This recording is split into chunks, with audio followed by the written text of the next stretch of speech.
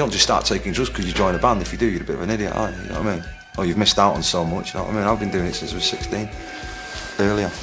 It just so happens, you know, you can get more when you're in a band. Everybody was kind of sort of partying hard at that time, you know, and bands didn't really kind of sort of talk about, you know, that kind of thing really. I used to drink and smoke grass a lot, or whatever, you know, at that time. And I'd never done a gig where I've been out of it. And I went on tour with him loads of times, like it, and he'd be the first in bed and he'd be the first up. No Gallagher, man.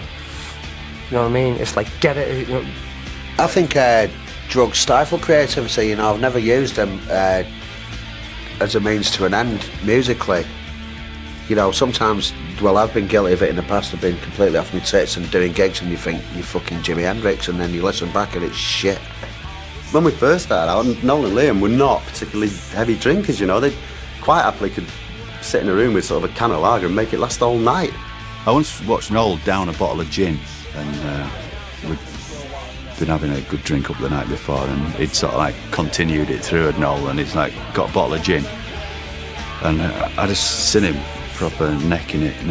Anyway, done the bottle of gin, and then he just took his watch off, old that Jace, strung his guitar and just went on and did it. Spent fucking 4 years drinking gin and tonics like Granny's perfume. I don't know what people must have thought of us. And you got to these gigs like Northampton Road Menders. You got the promoter, where's the fucking gin? You know, you're gonna have a big massive fucking introspective crying session in here in a bit. Absolutely. Well, Bonehead used to cry his eyes all the time, didn't But the drugs normally come after it, after you recorded it and then listen to it back and go, aren't we fucking great?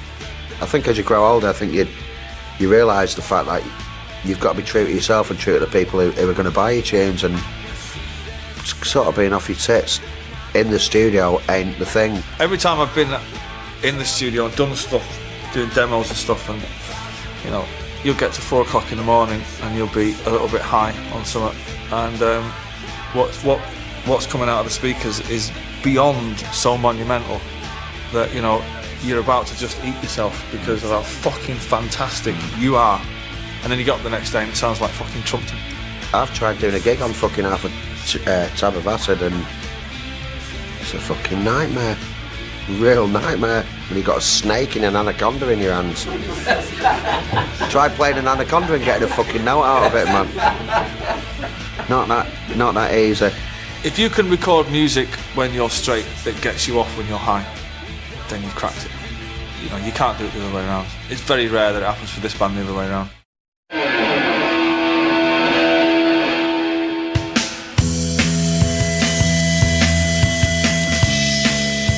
You know, they used to come on and do the 4 or 5 songs and live forever being there, but nobody would clap.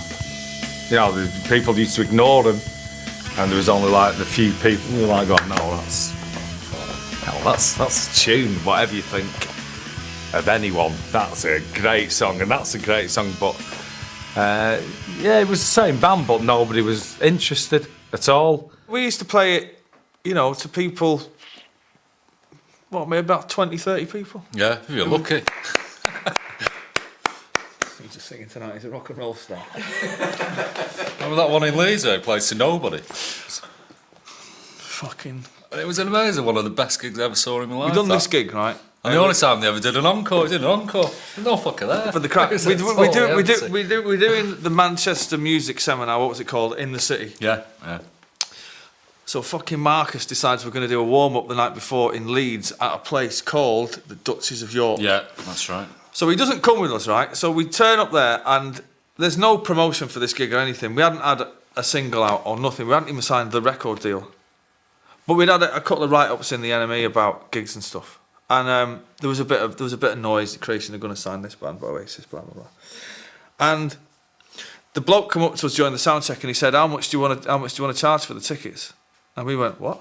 And he said, "Well, you charge your own price for the tickets. It's one of them nights." And us by being, you know, big-headed fuckers, we just went £50, man, for us, knowing that, you know, and some fucking idiot went and put it on you know, put it on a sticker outside, knowing that there was no one going to turn up.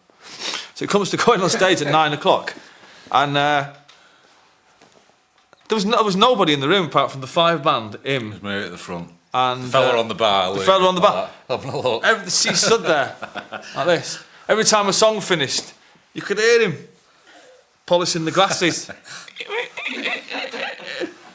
Good fucking song, that. Right, cheers, Coldly Forever. Thanks. I wrote it. And yeah, nobody fucking turned up. And of course, the next time we played was about 6 months later. You couldn't fucking get in the place.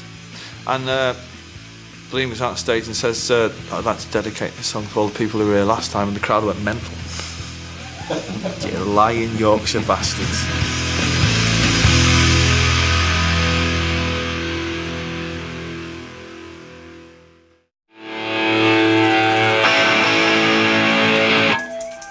Well, we're going out to, my first sort of like tour managing venture with this band. We're going out to support the Verve.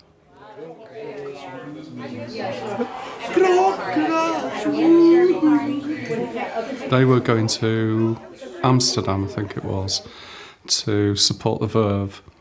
And rather than going on the ferry with them the night before, because we were jet-setting photographers, we flew over the following morning, got to the hotel, and the only person there was Noel. We got to the ferry port and I cleaned up, I think, 5 empty spirit bottles out of the van, so they were well on the way at that point. So anyway, we makes it on the ferry. And then we were up a bit of shoplifting on the ferry, going around in the duty-free, coming out, doing Jack Daniels and champagne slammers. Well, we all got fucking drunk. Someone broke into our rooms on the ferry.